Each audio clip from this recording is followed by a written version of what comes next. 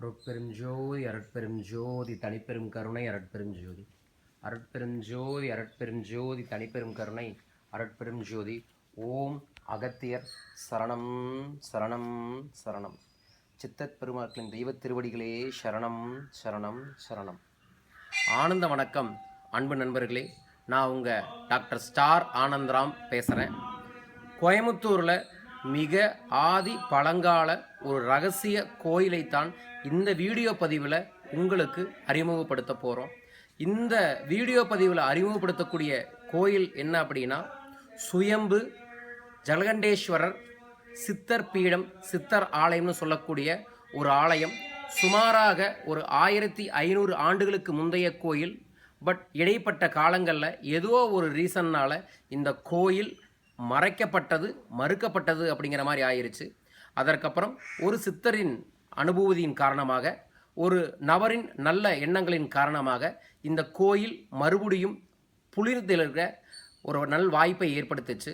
அந்த கோயிலை ஒரு சித்தரோட பிளஸ்ஸிங்ஸோட ஏற்பாடு பண்ணவரோட பெயர் சதா சிவம்னு இருப்போம் நம்மெல்லாம். அவர் பெயரையே சிவம்னு வைத்துக்கொள்ள சதாசிவம் அவர்களை உங்களுக்கு முன்னாடி நான் அறிமுகப்படுத்துகிறேன். இவர் தான் ஐயா சதாசிவம் அவர்கள். இவர்களோட கனவுலையும் அருவமாகவும் உருவமாகவும் ஒரு சித்தர் ரெகுலராக காட்சி அளித்து, இந்த ஏரியாவில் ஒரு சிவலிங்கம் இருக்குது, இங்கே சித்தர்கள் பல பேர் பல காலம் இருந்து ஆசீர்வாதம் பண்ண ஒரு இடம், இங்கே வாங்க, இங்கே இருக்கிற லிங்கத்தை எடுத்து பிரதிஷ்டை பண்ணுங்க, மக்களுக்கு பல விதத்தில் நன்மைகள் செய்யுங்க அப்படின்னு இவருக்கு உருவமாகவும் அருவமாகவும் இப்போதும் ஆசி வழங்கி கொண்டிருக்கின்றார். அந்த கோயிலில் தான் நம்ம இருக்கிறோம். அந்த கோயிலில் மிகச்சிறந்த பல பரிகாரங்களும் பல பூஜைகளும் தொடர்ந்து பண்ணிக்கிட்டு இருக்காங்க. இதில் மிக முக்கியமாக அமாவாசை அன்று அகத்தியர் பெருமானோட வழிமுறையில் மோட்ச தீபம், அதாவது 21 நெய் விளக்கு ஏற்றி அதில் 50 கிராம் நெல் இல்லாமல் எல்லை பயன்படுத்தி ஒரு சிறப்பு பூஜை ஒன்று ஒவ்வொரு அமாவாசைக்கும் மாலை 5 மணி முதல் 7 மணி வரை ஒரு சிறப்பு பூஜை பண்ணுறாங்க. இந்த சிறப்பு பூஜை எதற்காக அப்படின்னா, இந்த மோட்ச தீபம் அப்படிங்கிறது 21 தலைமுறையாக நம் வாழ்வில் வந்த முன்னோர் சாபம், அதற்கப்புறம் பிதிர் சாபங்கள், எல்லா விதமான பிரச்சனைகள் அப்படின்னு சொல்லக்கூடிய எல்லா விதமான பழங்காலத்திலிருந்து இதுவரைக்கும் 27 தலைமுறைகளில் வந்த அனைத்து விதமான சாபங்களுக்கும் பாவங்களுக்கும் தோஷங்களுக்கும் ஒரு அரிய மோட்ச தீப பரிகாரம் செய்கிறார்கள்.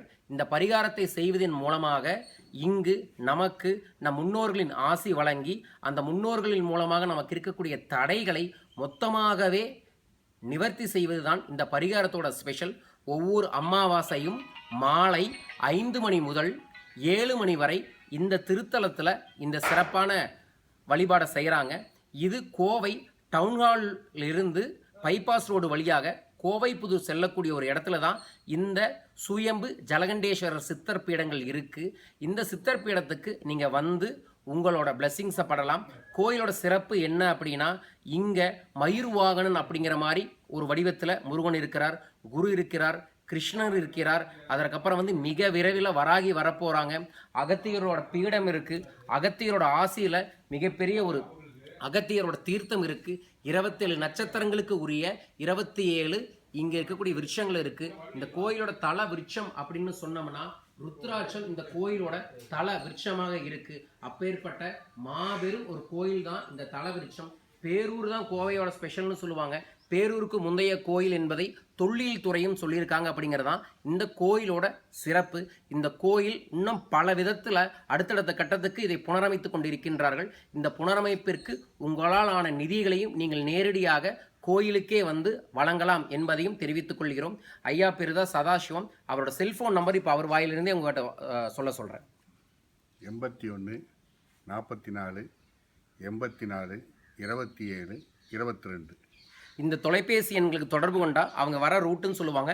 நான் இந்த வீடியோக்கு கீழே இதுக்கான வரக்கூடிய ரூட் எப்படி, இந்த கோயிலோட சிறப்பு என்ன, இந்த கோயிலுக்கான வரக்கூடிய தொலைபேசி எண்கள் எல்லாமே பதிவு வைக்கிறோம். ஒவ்வொரு அமாவாசையும் மோட்ச தீப வழிபாடு இருக்கிறது. எல்லா விதமான தோஷங்களையும் நீக்கக்கூடிய வழிபாடு. அது இல்லாமல் ஒவ்வொரு பௌர்ணமிக்கும் இங்கே இருக்கக்கூடிய சுயம்பு லிங்கத்திற்கு திருநீர் அர்ச்சனை பண்ணி அந்த திருநீரால் இரவு அந்த லிங்கத்தையே க்ளோஸ் பண்ணிடுறாங்க. அடுத்த நாள் வரும்போது அந்த திருநீரை கொடுக்குறாங்க.